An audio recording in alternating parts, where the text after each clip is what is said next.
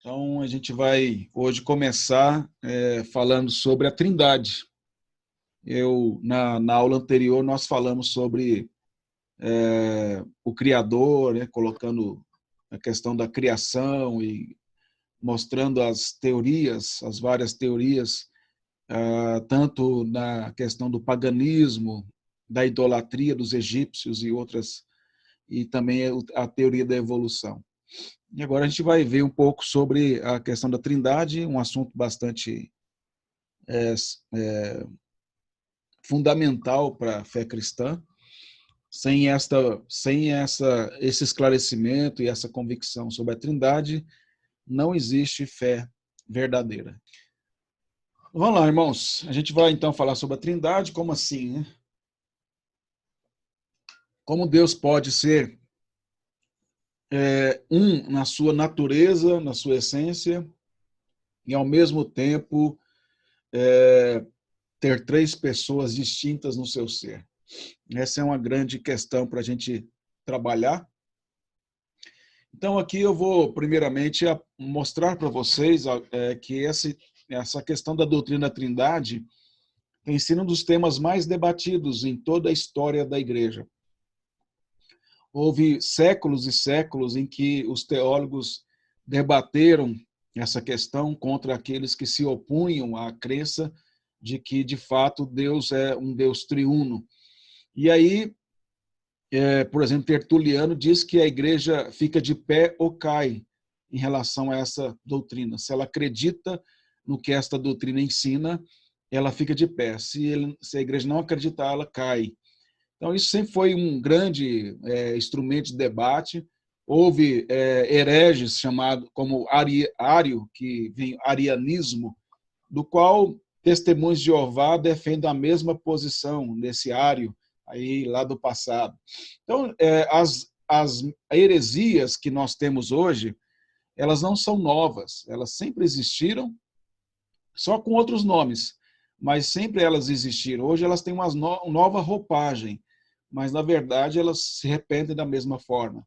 A gente vai falar aqui um pouco nessa primeira parte, mas com relação ao que os testemunhos de Jeová pensam sobre a Trindade. Por que eu vou fazer essa abordagem aqui? Porque, primeiro, que Testemunho de Jeová é uma seita, ela não é uma igreja bíblica, não é como um ramo diferente do protestantismo, coisa assim. É uma seita. E é uma seita que cresce muito, porque eles vão de casa em casa, de porta em porta. Em frente à minha casa tem um salão do reino, ao lado da minha casa tem um ancião, mas são muito insistentes. A gente sabe disso, eles procuram realmente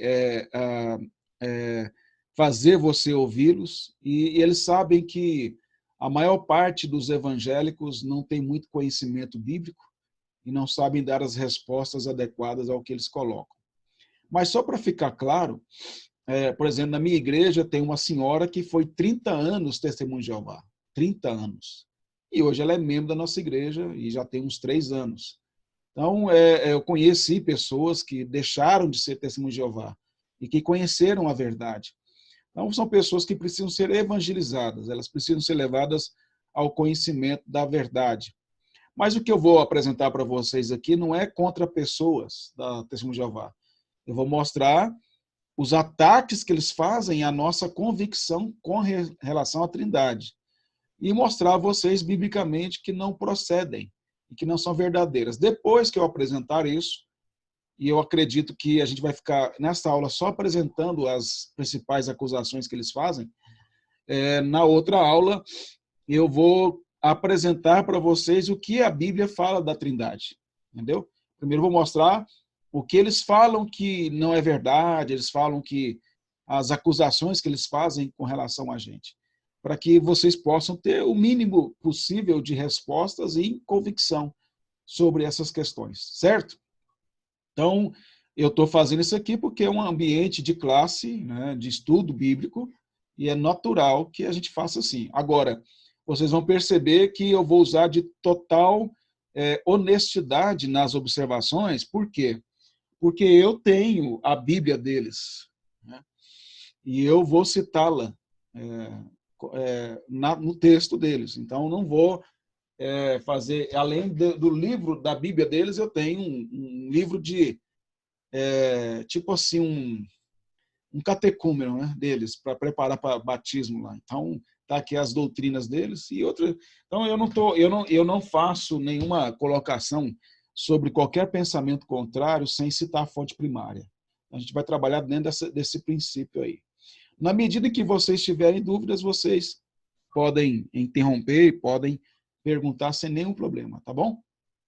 Primeira coisa que eles falam é que na Bíblia não aparece a palavra trindade. E por esta razão, a crença na trindade não é bíblica. Esse é um argumento que eles utilizam bastante. Mas, por outro lado, a gente tem que entender o seguinte, a palavra trindade, realmente, ela não aparece na Bíblia. É um termo teológico, apenas teológico, para a gente poder entender um pouquinho. Pode ser trindade, pode ser Deus triuno, como eu coloquei lá em cima, até acho melhor Deus triuno do que trindade, porque passa a ideia do ser de Deus com 3 pessoas, Deus triuno. Alguns entendem que é melhor, mas não é errado também usar a palavra trindade. A expressão trindade, ela foi cunhada, vamos dizer assim, ela foi criada por um homem chamado Tertuliano, um teólogo do passado, de Catargo, um homem que era, antes de converter, ele defendia a ideia de que Deus não poderia ter 3 pessoas, e depois, então, ele foi levado a outra posição e tornou-se um grande defensor da Trindade. E Tertuliano de Catargo, isso é antes da Igreja Católica Romana existir, foi no ano 160. É depois dos apóstolos e antes da Igreja Católica. Então, veja, bem no início da Igreja. Vocês terão noção, o apóstolo João viveu até o ano 90. Olha lá, Tertuliano foi 160. Então, é pouco tempo depois. Não é muito tempo depois dos apóstolos. E aí já havia esses debates teológicos, e foi ele quem criou esse termo que até hoje nós utilizamos. Mas não é o termo a questão é o conceito bíblico sobre trindade. Mas essa primeira colocação deles, eu tenho a seguinte argumentação. Primeiro, como eu disse, é apenas um termo teológico, então isso para nós não modifica nada, é apenas um termo teológico. E se o argumento é que não é verdadeiro certas doutrinas porque o nome não aparece na Bíblia, então a própria palavra Bíblia também não pode ser verdadeira porque ela não aparece na Escritura. A palavra Bíblia não tem na Bíblia. Está vendo como que é o negócio? Então, se a gente vai usar, não pode acreditar na Trindade, porque o nome Trindade não é bíblico, não aparece na Bíblia. O termo Bíblia também não aparece na Escritura. A Bíblia é chamada de Escritura, de palavra de Deus, de estatutos, de mandamentos, de juízos de Deus, de preceitos do Senhor, mas nunca de Bíblia. Então, mas ninguém questiona chamar a Escritura de Bíblia. Alguém acha que é pecado chamar a Escritura de Bíblia? Ninguém. Aliás, a maioria das pessoas a gente nem sabe que a Bíblia é a Escritura. É um termo que não é tão conhecido, é a Escritura, mas é o termo utilizado na Bíblia. Outro termo que não é usado é 10 mandamentos. Já viu esse termo, 10 mandamentos? O decálogo? Não tem na Bíblia 10 mandamentos, falando o nome 10 mandamentos, mas a gente sabe quais são os 10 mandamentos. Não estou dizendo que não tenha os 10 mandamentos. A gente sabe quais são os 10 mandamentos, onde nós podemos encontrar, mas não tem a expressão 10 mandamentos ou decálogo.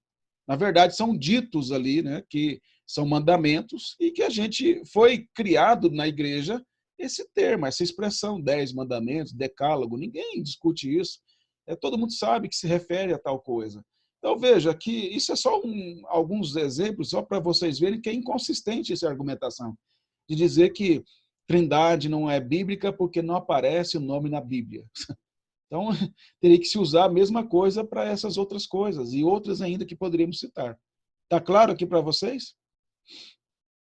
Segunda coisa que eu apresento é que eles nos acusam de crer em 3 deuses. Por quê? Porque nós acreditamos que o Pai é Deus, o Filho é Deus e o Espírito Santo é Deus. Então, eles falam, então vocês estão acreditando que existem 3 deuses. Não, de jeito nenhum.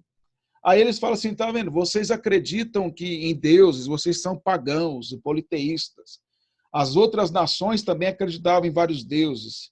É verdade que as nações antigas, elas acreditavam em vários deuses, mas nenhuma religião antiga ou atual acredita em algo que seja semelhante à Trindade. Nenhuma, por exemplo, se você olhar para o passado, as nações antigas, Babilônia, Assíria, Egito, persas, os povos antigos, eles todos tinham relatos sobre o dilúvio, tinham relatos sobre a queda do homem, da criação, distorcida. Ali, lógico, como eu coloquei para vocês lá na aula anterior sobre os egípcios, a crença de uma criação do mundo, mas a partir dos deuses deles. Ou seja, eles contam na versão deles, a narrativa na versão deles. Mas eles tinham, vamos dizer assim, eles contavam a mesma história da Bíblia, distorcendo e adaptando as suas crenças. Mas nenhuma destas religiões antigas, ou povos antigos, tinha qualquer crença em um Deus único que subsistia em 3 pessoas. Nenhuma. É só o judaísmo e o cristianismo. Então, é algo assim, totalmente diferente. Agora, nós não acreditamos em 3 deuses. Nós acreditamos em um único Deus. E que nesse único Deus, nesse ser de Deus, existem 3 pessoas distintas. A gente vai falar sobre isso mais para frente. Mas só para ficar bem claro, a gente não pensa em um Deus 3 cabeças. A gente não pensa em um Deus que uma hora ele se manifesta como Pai, uma hora ele manifesta como Filho, outra como Espírito Santo. Então ele é um Deus esquizofrênico, não. Não é um Deus que tem 3 personalidades. É um Deus único em seu ser que tem 3 pessoas. Deus é um ser tripessoal. Nós somos seres unipessoais. O fato de eu não compreender isso não significa que seja ilógico ou antibíblico. Aliás, em nada no ser de Deus eu posso, com a minha mente finita, compreender. Lembra que eu falei uma vez para vocês a diferença entre conhecer e compreender? Não sei se vocês se lembram disso. Eu falei, olha, conhecer, nós podemos conhecer a Deus. Por quê? Porque ele se revela. Mas nós não podemos compreender Deus. Por quê? Porque ele é infinito e nós somos seres finitos. Então, não tem nada no ser de Deus que eu possa compreender, conhecer totalmente. Então, isso não se aplica apenas à Trindade, ao ser de Deus triuno, mas se aplica à sua onipresença, onisciência, a todos os seus atributos, à sua eternidade, à sua sabedoria. Tudo isso foge ao meu conhecimento. Vocês lembram, por exemplo, o Salmo 139, o que ele diz? Davi fala lá, o Senhor conhece, o Senhor me sondas e me conhece, sabe quando me assento, quando me levanta, põe sobre mim a tua mão, me cerca por trás e por diante, tal. Aí ele fala assim, tal conhecimento é maravilhoso demais para mim. O que Davi está dizendo com isso? Senhor, isso é demais para minha mente, compreender isso. Que o Senhor me cerca por trás e por diante, eu estou sempre na tua presença, o Senhor põe a mão sobre mim, ou seja, não tem lugar que eu possa ir que o Senhor não esteja, a onipresença de Deus. O Senhor conhece meu coração, antes que eu fale qualquer coisa, o Senhor já conhece, a onisciência de Deus. Os meus dias foram determinados sem que nenhum faltasse. O Senhor me formou no ventre da minha mãe, e ele vai descrevendo tudo isso. Ele fala, tal coisa é maravilhosa demais para mim, é tal modo que eu não posso atingir. Então, quando a gente fala do ser de Deus, a gente não pode pensar que se a nossa mente não alcança a plenitude do conhecimento, é irracional. Não. Quando a gente entende que a Bíblia é a palavra de Deus e que o que ela revela é verdade, significa que aquilo que ela revela de Deus para nós é até onde nós podemos conhecer agora. Então, eu tenho que confiar nisso.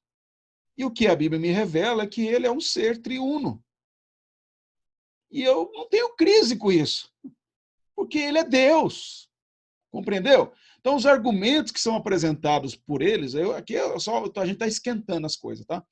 Mas, olha só, aqui embaixo, vocês estão vendo bem aqui? Essa região aqui? O mouse está aparecendo para vocês? A setinha do mouse? Tá, né? Eles falam que a gente acredita em 3 deuses, né? Por crer na Trindade. Porém, são eles que creem. Por exemplo, eles creem que Jesus não é Deus. Jesus não é Deus para ele, não é Jeová. Mas Jesus é o Criador dos homens e de todas as coisas. Ele é do livro deles. Jesus é o Criador, mas não é Deus, tá? Jesus é o Criador de todos os homens e de todas as coisas. Jesus, texto deles, da revistinha deles, Jesus reflete perfeitamente as qualidades de Deus. Então, Jesus, vai anotando aí, Jesus é o Criador dos homens, para eles, e de todas as coisas. Jesus reflete perfeitamente a qualidade de Deus, ou seja, os atributos de Deus, ele reflete isso. Jesus foi ressuscitado pelo Pai, venceu a morte. Jesus é o Filho de Deus. Jesus é o Rei do reino de Deus. Jesus é um Deus, minúsculo, D minúsculo, mas ele não é Jeová. Entendeu? Para eles é isso. Jesus não é Jeová, mas ele é o Criador. Jesus não é o Jeová, mas tem as qualidades de Deus. Jesus não é Jeová, mas ele é filho, ressuscitado pelo Pai, rei do reino, e ele é um Deus. Eu vou mostrar depois um texto da Bíblia deles, em que eles traduziram erradamente e coloca Jesus como um Deus, D minúsculo. Então, quem é que acredita em mais de um Deus? Compreenderam aí a questão? Tá claro até aqui? Tranquilo para vocês? Dona Beth, tranquilo? Então vamos lá, vamos continuar então. Posso continuar, né? Vamos lá. Aí eu coloco aqui em cima, né? Portanto, para eles, Jesus é Criador, tem as qualidades perfeitas do Pai, é Filho de Deus, Rei do reino de Deus, um Deus, ressuscitou, mas não é divino. Para eles, Jesus é o arcanjo Miguel. Jesus não é Deus. Jesus é o arcanjo Miguel. Viu como é confuso o negócio? Vamos lá. Outra coisa que eles falam. O Espírito Santo é uma força ativa de Jeová. O Espírito Santo, para eles, não é uma pessoa da Trindade, porque para eles Trindade não existe. O Espírito Santo, para eles, é uma energia de Jeová, é o poder de Jeová. É uma força ativa de Jeová. Se o Espírito Santo é uma força ativa de Jeová, significa que o Espírito Santo não é uma pessoa, é puramente uma energia. Certo? Porém, no livro deles, esse livrinho aqui, ó, de batizar lá, eles têm batismo. Nesse livrinho deles, um dia uma testemunha de Jeová bateu aqui na porta, coitada. E eu quis tirar umas dúvidas com ela. Eu peguei o livrinho deles e fui perguntando, né? Uma coisa que eu perguntei para ela foi o seguinte: o Espírito Santo é uma força ativa de Jeová, não é? Ela falou, é. Então me fala uma coisa, nesse livrinho de vocês aqui, mostrei para ela o livro, é de vocês, não é? Ela falou, é. E nesse livro de vocês aqui, de doutrina, fala que vocês batizam em nome do Pai, do Filho e do Espírito Santo. Não é? Falou, é. Olha, se você batiza em nome do Espírito Santo, então não é uma energia, é uma pessoa. Quem tem nome na escritura dessa forma é uma pessoa. Então o Espírito Santo não pode ser uma pessoa. Então você batiza em nome de uma energia ou você batiza em nome de uma pessoa? O Pai não é uma pessoa? É. O Filho não é uma pessoa? É. Você batiza em nome do Pai, em nome do Filho, e depois batiza em nome de uma energia. E a energia não é uma pessoa? Compreendeu a argumentação? Então é isso que eu coloco aqui. Eu estou mostrando para vocês a inconsistência na própria argumentação deles. Até aqui está claro para vocês? Eu vou mandar o material depois para vocês olharem, tá? Vamos lá. Volto a dizer, o que eu estou afirmando aqui não é para afrontar nenhum testemunho de Jeová, é para a gente ter piedade deles, mas também mostrar com amor e firmeza a verdade, para que eles possam, quem sabe, Deus mostrar. Toda vez que eu tive esses encontros, que eles que vêm, né, bater na porta da gente, todas as vezes, eles que ficaram bravos, eu nunca fiquei bravo com eles. E eu sempre procurei respeitar, falei, olha, eu admiro a, a disposição de vocês de ir em casa e tudo, mas eu preciso dizer essas coisas para vocês. Então, não é para a gente desrespeitar nada, mas é para que você não tenha dúvida da sua convicção. Porque quando eles apresentam para você as coisas, eles apresentam a parte que interessa. Eles não apresentam tudo, eles apresentam... Você quer ver um exemplo disso? Vocês já foram abordados por eles, né? Eles falam assim, você acredita na vida eterna? Aí você fala, acredito. Então, aí eles começam a mostrar a doutrina deles na vida eterna. Então, um dia nós teremos novos céus, nova terra e tal. Ou eles falam assim, você acredita... nós temos tantas doenças nos nossos dias, né? Como seria bom se nós não tivéssemos mais doenças? Então, eles falam de uma coisa assim, no geral, para você, poxa, é mesmo. Ou eles falam assim para você, já falaram para mim, você lê a Bíblia? E tal. Eu falei, eu leio de vez em quando. Eu falei, leio um pouquinho. Então, aí, você lê? Então tá, então, eu queria ler um texto com você. Aí eles pegam um texto isolado e lê com você. Mas se você fizer, igual uma vez eu fiz com eles, falei assim, então, eu gostaria de tirar umas dúvidas da Bíblia com vocês. Aí eu peguei a Bíblia deles e aí eu fui. Aí eles não aceitam, aí eles logo ficam bravos e não aceitam.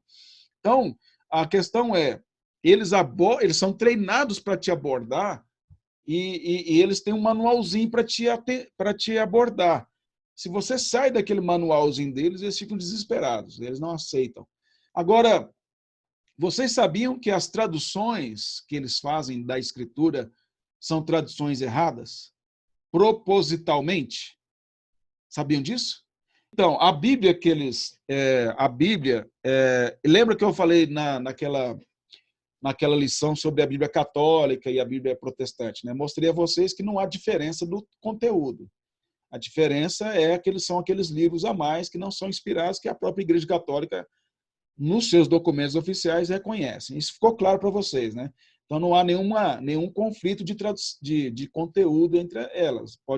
Por exemplo, eu posso dar isso tudo para vocês aqui, vocês podem pegar o mesmo texto que eu estou falando na Bíblia Católica sem nenhum problema. Lê aí, vai dar a mesma coisa. Agora, na Bíblia deles, não. Por quê? Porque esse pessoal da rua não sabe nada, né? Esse salão aí. É pessoal lá dos Estados Unidos, lá, de pessoal que traduziu lá. Então, é gente grande. Por exemplo, lá em Moçambique, é um lugar onde eu vou, já fui 2 anos seguidos, né? Esse ano talvez não dê para ir por causa do corona, mas perto da igreja onde eu fico, existe o maior espaço, eu posso dizer, tipo o quartel-general deles na África, pertinho da igreja, lá, é um quarteirão enorme deles. E lá eles têm editor, então lá eles traduzem tudo para a língua de Moçambique, que é o português de Portugal. Então, o que eu quero dizer é o seguinte, o que é que eles fizeram? Olha só, e eu vou provar para vocês, tá? Isso aqui, vou provar para vocês. O que eles fizeram? Eles pegaram os textos do Antigo Testamento e do Novo Testamento. Lembra que eu expliquei que o Antigo Testamento foi escrito em hebraico e um pouquinho, 2% em aramaico, e o Novo Testamento foi escrito em grego. Então, a Bíblia é como, vamos dizer assim, como um livro histórico e arqueológico. Isso é uma coisa que os museus estão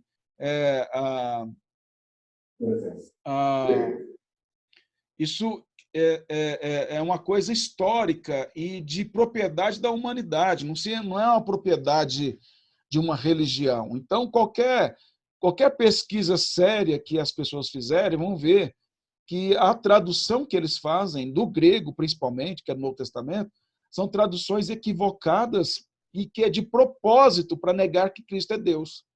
E eu vou provar para vocês agora, tá? Então, vamos lá.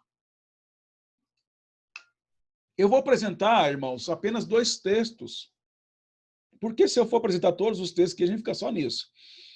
Mas apenas 2 que falam claramente da divindade de Cristo. E eu vou apresentar para vocês a tradução na Bíblia deles, na Bíblia atualizada, que é o que nós protestantes mais utilizamos, e na Bíblia de Jerusalém, que é a Bíblia católica. Então, nas 3 versões, tá? Vamos lá. Primeiro, vocês podem até abrir aí para vocês verem, aí até fica melhor, em João 1, Evangelho de João, capítulo 1, verso 1 ao 3. João, capítulo 1, do verso 1 até o verso 3. É o texto que a gente vai ler. Eu coloquei aqui, então, tradução do Novo Mundo das Escrituras Sagradas. Então, eu peguei fielmente o que está nesta Bíblia, que é a Bíblia dos Testemunhos de Jeová, tradução Novo Mundo das Escrituras Sagradas, certo? Então, é dessa Bíblia que eu tirei. No princípio era a palavra, e a palavra estava com Deus. Isso é no Testemunho de Jeová. E a palavra era um Deus. Este estava no princípio com Deus, todas as coisas vieram à existência por intermédio dele, e a parte dele mesmo, uma só coisa veio à existência. E a parte dele, nem mesmo uma só coisa veio à existência de Deus. A existência, aliás, desculpe. Depois, na Bíblia atualizada, o que é que você está aberto aí, provavelmente? Diz assim, no princípio era o verbo, e o verbo estava com Deus. E o verbo era Deus. Ele estava no princípio com Deus. Todas as coisas foram feitas por intermédio dele, e sem ele nada do que foi feito se fez. Agora, na tradução da Bíblia Católica, Bíblia de Jerusalém, no mesmo texto. No princípio era o verbo, e o verbo estava com Deus, e o verbo era Deus.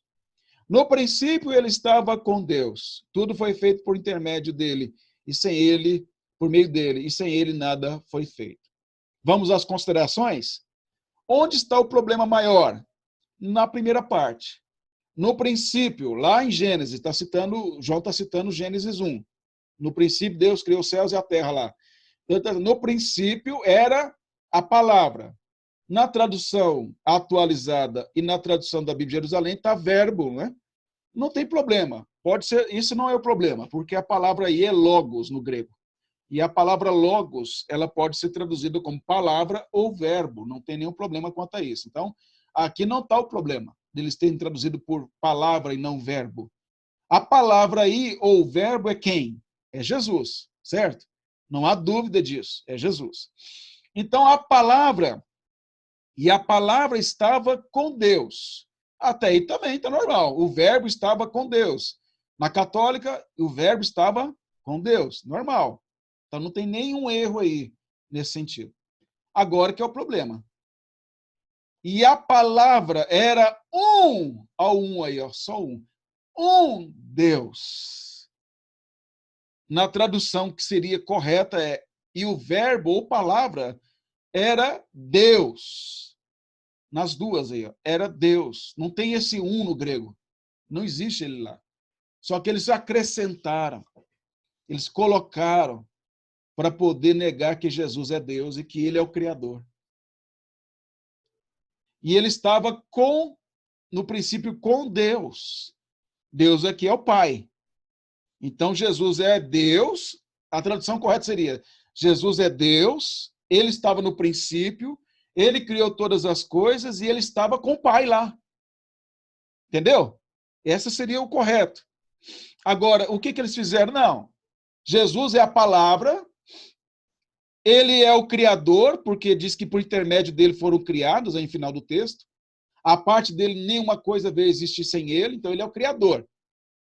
Ele estava com o Pai, mas ele é um Deus. Entenderam aí a questão? Eles modificaram isso. Agora, é uma coisa simples? Não. Eles simplesmente acrescentaram e mudaram o texto bíblico para acomodar a doutrina deles. E aí, para negar que Jesus é Deus, que Jesus é Jeová também. Então, está claro aqui para vocês, né? Está claro? Vamos ver o outro exemplo que está aqui em cima. Ó. Agora é a primeira carta de João. A primeira carta de João, lá perto de Apocalipse. Primeira carta de João, o capítulo 5, verso 20.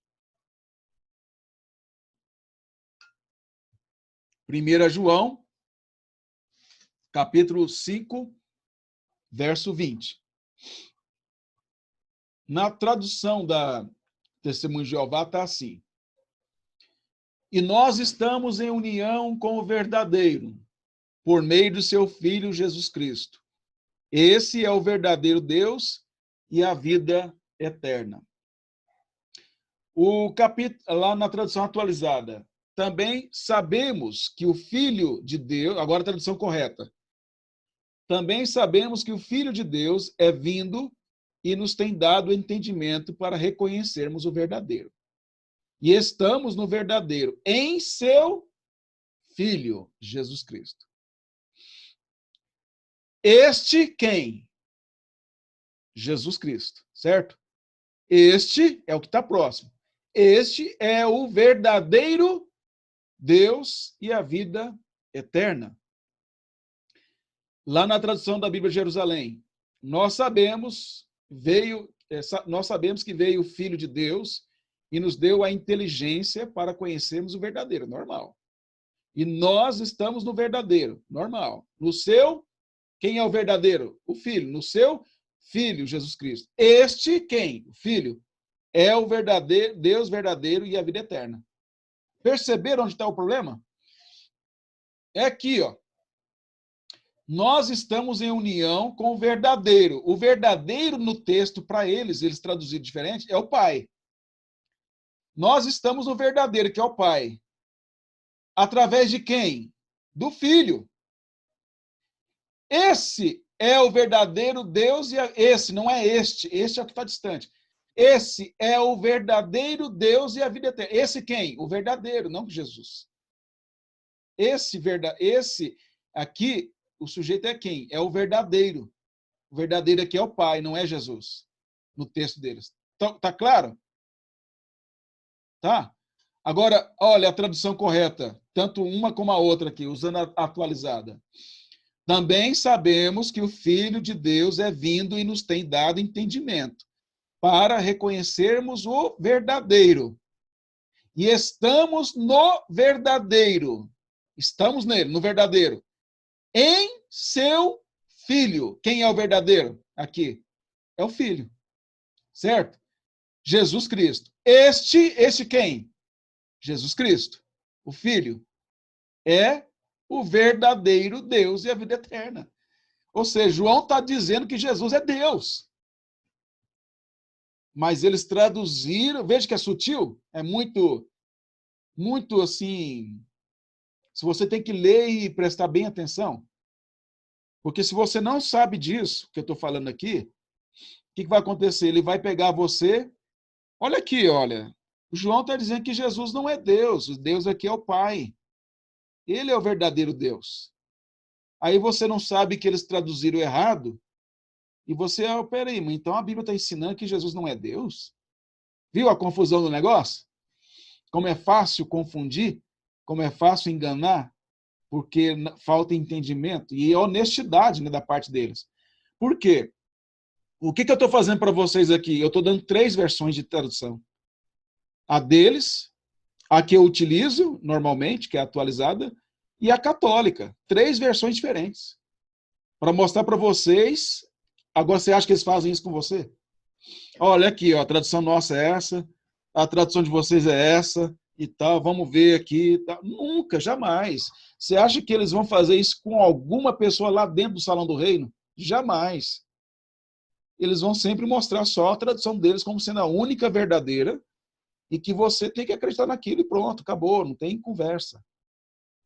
Isso, vou dar um outro texto para vocês verem. Abra em Atos, e eu vou ler aqui na Bíblia deles, tá? Abra em Atos 20, 28.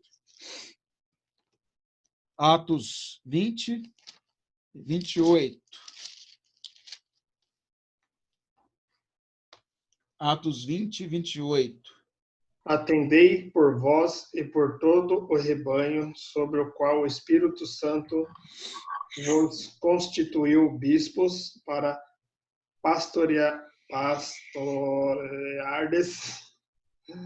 a igreja de Deus, a qual ele comprou com o seu próprio sangue.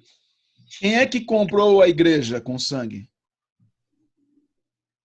Quem, irmãos, aí? No texto. A qual ele comprou com sangue. Como é que é o texto? Deixa eu pegar aí. É que eu estou com a de Jeová aqui aberto. Olha lá.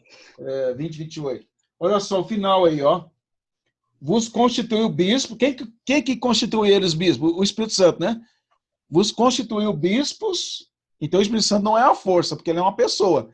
Uma pessoa que constitui alguém para algum cargo, né? Ele vos constituiu bispos para pastoreardes a igreja de quem? De Deus, não é? A qual ele quem? Deus. Comprou com o seu próprio sangue. Quem é que derramou sangue para comprar a igreja? É Jesus. De quem que Paulo está dizendo que Jesus é aqui? É Deus. Está claro isso? No texto? Quem é que é a igreja de Deus? A qual ele quem? Deus. Fez o quê? Comprou com seu sangue. Quem é que comprou com sangue? Foi Jesus. Não há dúvida, certo? Agora eu vou ler para vocês o que eles fizeram com esse texto.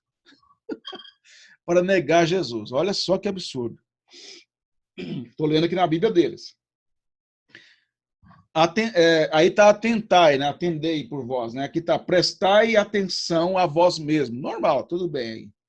E a todo o rebanho, entre o qual o Espírito está tudo minúsculo, Espírito Santo, eles não põem em maiúsculo, porque aí eles estariam reconhecendo que é Deus, né?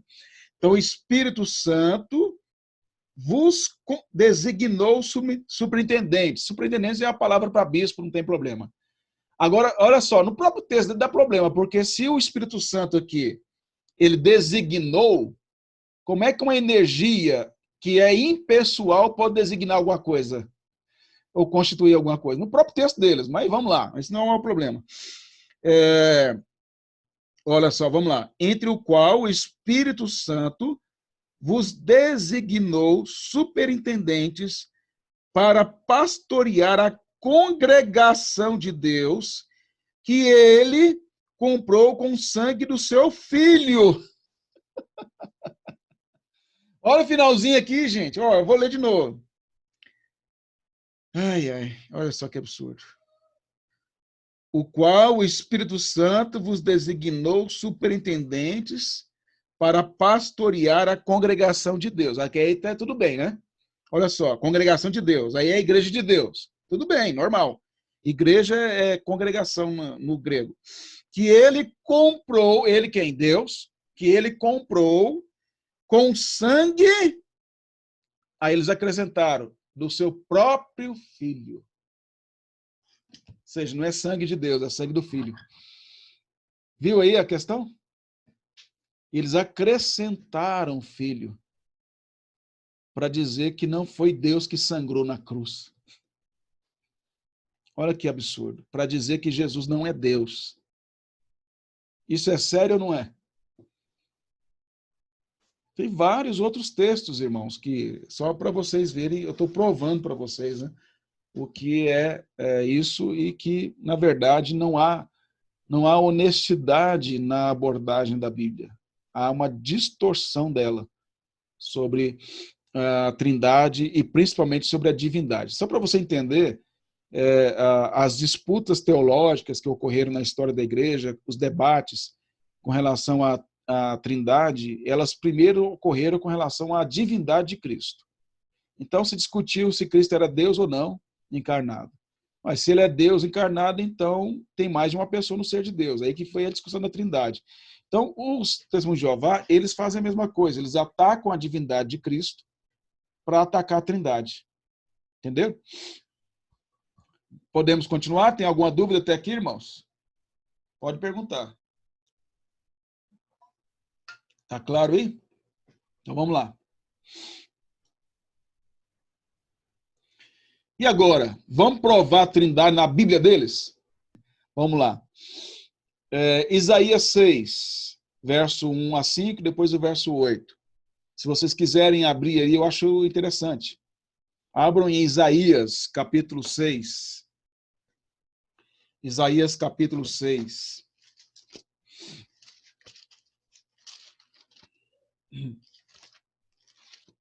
Isaías, capítulo 6. Eu vou ler aqui na tradução deles, tá? O que está na tela aqui é tudo tradução deles, tá? Vocês vão olhar aí na tradução normal. No ano em que morreu o rei Uzias, eu, no entanto, cheguei a ver Jeová. Aí está na tradução nossa. No ano da morte do rei Uzias, eu vi o Senhor, não é? S maiúsculo e o restante minúsculo, não é? Sabe por quê? Já tem um erro aqui já. Ó. Olha só. Que nem precisava, mas colocaram o erro já aqui no começo. No hebraico, Deus tem vários nomes. E os nomes de Deus revelam seu ser. Então, o nome que aparece no hebraico ali, no verso 1, não é Jeová, é Adonai. Adonai é traduzido no Antigo Testamento para a nossa língua, Senhor com S maiúsculo e o resto minúsculo. Quando é Senhor, quando é Jeová, vocês vão ver aí, ó, no verso 3, por exemplo, e clamavam uns para os outros, santo, santo, santo, é o Senhor dos Exércitos, não está aí? Senhor dos Exércitos, aí está todo maiúsculo, não está? Isso aí é porque, assim, é uma maneira de exemplificar para mostrar que aí é Jeová, é Yahvé, ou Jeová, tanto faz, a tradução é Jeová ou Yahvé. Então, aí, quando está todo maiúsculo, é Jeová. Mas quando está o S maiúsculo e o restante minúsculo no português, normalmente quer dizer que é Adonai. Agora, por que que... Agora vamos pensar o seguinte, só para vocês entenderem o negócio. O nome Adonai quer dizer soberano, governador. O nome Jeová quer dizer eu sou o que sou, aquele nome que Deus revelou para Moisés lá na sarça. Está associado à aliança. Agora, qual nome seria mais adequado aqui? No ano em que o rei Uzias morreu, o povo está desesperado, porque Uzias tinha morrido. Eu vi Adonai, no alto, eu vi o governador, eu vi o soberano, eu vi o Senhor, no alto e sublime. Então, é por isso que Isaías usa o nome Adonai, não Yahvé. Ele está querendo mostrar que Adonai está no trono. Entenderam? Mas eles pegaram e fizeram o quê? E eles querem tanto enfatizar Jeová que até mudaram o nome de Deus no texto. Mas isso não é o problema maior, não. Vamos lá. Sentado no trono enaltecido e elevado, aí é alto e sublime, né, na tradução, e as olhos de sua veste enchiam o templo, é igual, acima dele havia serafins de pé, cada um tinha 6 asas, com 2 cobriu sua face, com 2 cobriu seus pés, com 2 normal, igual aí, e este clamou para aquele que disse, santo, santo, santo é Jeová dos exércitos. Também é igual. A plenitude de toda a terra está cheia da sua glória. E os pivôs dos liminares começaram a estremecer diante da voz daquele que clamava. E a própria casa encheu-se gradualmente de fumaça. E tudo bem. Aí vai para o verso 8 agora. Verso 5, não, verso 5 ele diz assim, verso 5. Então, aí eu pus ali só a parte que me interessa para esse momento, mas na tradução está aí no verso 5. E então disse eu, ai de mim, estou perdido, porque sou homem de lábios impuros e habito no meio de um povo de impuros lábios, certo? Aí eu pus aqui só essa parte aqui, ó. Deixa eu achar aqui. Cadê?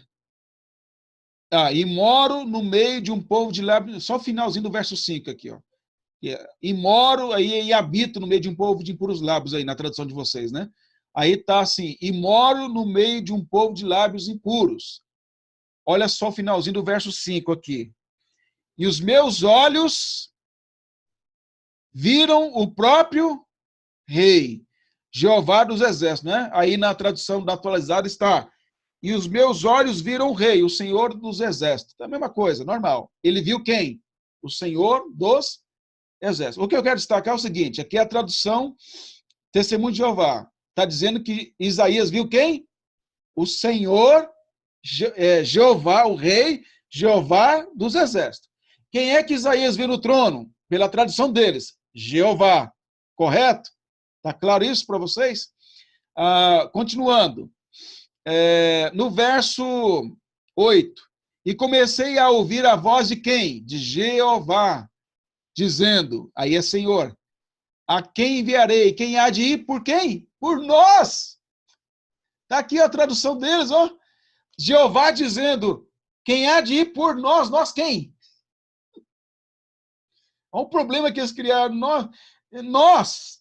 Está traduzido correto, nós. E eu passei a dizer, eis-me aqui, envia-me a mim. Então, vamos fazer algumas perguntas para o texto de Isaías 6? Aqui, ó. Vou fazer perguntas ao texto e responder com o texto traduzido por eles. Quem Isaías viu? A ver Jeová sentado no trono. Ele viu aqui, ó. O ano em que morreu o rei Uzias, no entanto, cheguei a ver Jeová. Ele viu Jeová. O outro texto, verso 5. Pois os meus olhos viram o próprio rei, Jeová dos exércitos. Guarda na sua cabeça. Quem é que ele viu? Jeová. Jeová dos exércitos. Certo? Quem Isaías ouviu? E comecei a ouvir a voz de Jeová, dizendo.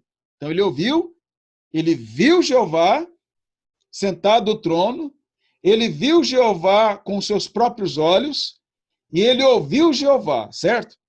Isaías foi enviado, né? Não enviado, por quantas pessoas? Quantas pessoas que enviaram Jeová, ou enviaram Isaías? Porque olha aqui, ó. A quem enviarei, quem há de ir por nós. É nós que está enviando. Isaías iria por nós. Nós quem? É mais de uma pessoa. Não pode ser uma só. Concorda? Beleza. Então vamos lá. Agora abra lá em João 12. João 12. Lembrando vocês, os textos que estão aqui na apostila é da Bíblia de Jeová. João 12, verso 36 ao 42. Aí complica para eles agora. Enquanto vocês abrem, eu vou repetindo. Quem é que eles viram? Jeová. Isaías viu. Quem é que Isaías ouviu? Foi Jeová. Ele foi enviado por Jeová, mais algumas pessoas aí. Então, vamos lá. João 12, verso 36 ao verso 42. Jesus falou estas coisas e foi embora. Então, Jesus falou e foi embora. Estou lendo aqui na tradução deles, tá? Vocês acompanhem aí. Jesus falou estas coisas e foi embora. Então, Jesus não está aqui nesse momento mais. E escondeu-se deles. Jesus não quis ser visto por eles. Mas, embora tivesse realizado tantos sinais na frente deles, não depositaram fé nele, de modo que se cumpriu. Então, Jesus tinha feito sinais, mas eles não creram, certo? E aí, João está escrevendo, dizendo o seguinte, que isso foi para se cumprir a palavra de Isaías. Que palavra? Vamos ver. O profeta que disse, Jeová, quem depositou fé na coisa ouvida por nós, e quanto ao braço de Jeová, a quem tem sido revelado. Aqui é uma citação de Isaías 53. Depois ele continua, a razão por que não podem crer é que Isaías disse novamente. Agora, João vai citar outro texto de Isaías. Ele citou Isaías 53, e agora vai citar outro texto, certo? E disse novamente, cegou-lhe os olhos, e endureceu-lhes os corações para que não vissem com os seus olhos, nem compreendessem o pensamento com os seus corações, nem se voltassem, eu e o sará. Sabe onde está esse texto? Isaías 6. Está lá no final do texto. Lá em Isaías 6. Olha o que João diz. O apóstolo. Isaías, no texto da testemunha de Jeová. Isaías disse estas coisas, porque viu a sua glória e falou dele. A glória de quem? De Cristo. Isaías viu quem? Cristo. E ele citou Isaías 6. Lá em Isaías 6, quem Isaías viu? Jeová. Quem Isaías ouviu? Jeová. E aí João pega, cita Isaías 6 E diz que Isaías viu Jesus, viu a glória dele. Olha que coisa! Como é que ele sai dessa, hein? Eu posso dizer para vocês, eles não saem, eles apelam. Eles não têm argumento. Um dia eu falei para isso para uma senhora, eu fiquei até gostei demais dela, uma senhorinha. Mas a moça, que era neta dela, ficou uma arara comigo, mas ficou brava comigo, sabe? E eu falei para ela assim, olha aqui, Isaías está dizendo, eu vi Jeová com os meus próprios olhos. Não, Jeová não pode ser visto. Ele está dizendo que ele viu com os olhos dele. Não, não viu, mas está aqui escrito. Não, mas está aqui, ó, o texto está dizendo, ele viu com os próprios olhos. Não adianta, só Deus para mudar, né? Vamos lá. Pergunta para o texto de João lá. Existia incredulidade a respeito de Jesus no texto? Sim, o texto lá fala que ele fez sinais e eles não creram, certo? Quem Isaías viu a glória? Quem Isaías viu a glória de quem ali? Eu melhorar isso depois aqui a redação. De quem Isaías viu a glória ali? Ele viu Jesus e viu a glória de Jesus. Certo? Então ele está citando Isaías 6 e está dizendo que quem Isaías viu foi Jesus. E quem Isaías viu lá em Isaías 6? Jeová. Tá claro até aqui? Na Bíblia. Agora abra lá em Atos 28, para ficar mais complicado ainda. Atos 28, verso 24 ao verso 27.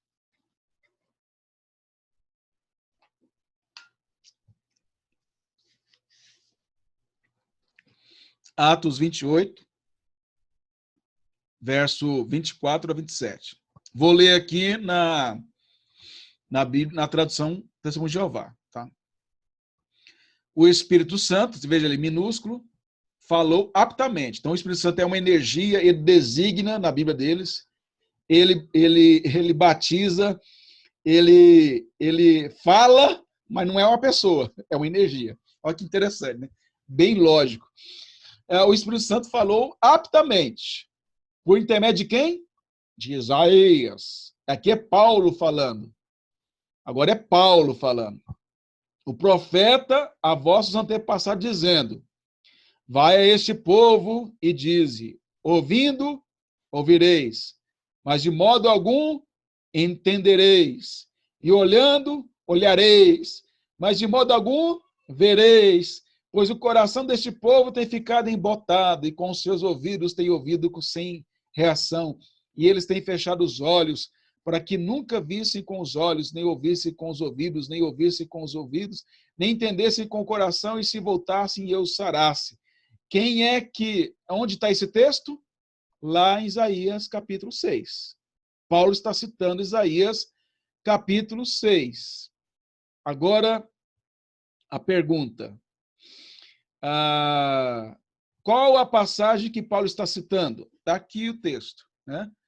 Aqui, vai este povo e diz, ó aqui Isaías, ó, eu coloco na Bíblia, vai dizer esse povo, ouvi após vez, mas não entendais, Isaías 6. Então eu estou provando na Bíblia deles que Paulo está citando Isaías 6, correto? Agora a pergunta é a seguinte, quem é que falou através de Isaías, ou falou para Isaías? Foi o Espírito Santo. Quem é que falou lá para Isaías, em Isaías 6? Foi Jeová. Então, o Espírito Santo é Jeová.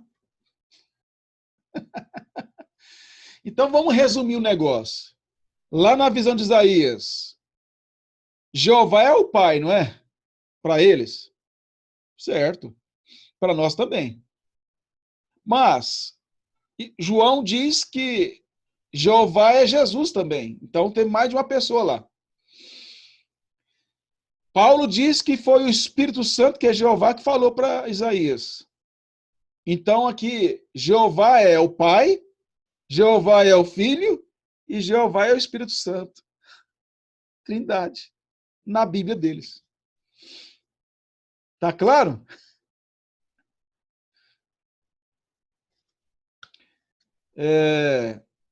Outro argumento que eles usam também é dizer que a Trindade é contrária à matemática.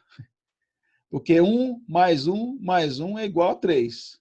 Certo? Se você usar a soma. Mas se você usar a multiplicação, dá o resultado que a gente fala. 1 vezes 1 vezes 1, 1. Depende de como você usa a matemática, né? 1 vezes 1 vezes 1 é 1. Outra coisa que eu posso aqui, como eu disse, a intenção minha não é fazer um trabalho longo sobre esse assunto, é apenas para demonstrar para vocês algumas partes. Mas, assim, o que eu posso dizer é que a igreja, os apóstolos criam na Trindade, os profetas, os pais da igreja, que são aqueles que andaram com os apóstolos, que viveram tempos depois dos apóstolos, tem documentos históricos em que eles criam na Trindade. Então, isso foi uma heresia que surgiu depois, de alguns séculos depois dos apóstolos, e não é algo que tinha na igreja primitiva. Então, só para vocês entenderem isso, é uma heresia que já existiu e continua existindo com outros nomes. E, no caso, mas existem igrejas ditas evangélicas que defendem essa posição também. A Voz da Verdade, aquele conjunto lá, a Voz da Verdade, eles defendem que não há trindade. Há movimentos aí heréticos no meio evangélico. Mas eu citei mais o Testemunho de Jeová porque são os mais conhecidos e são os mais ativos na questão de pregar o que eles acreditam.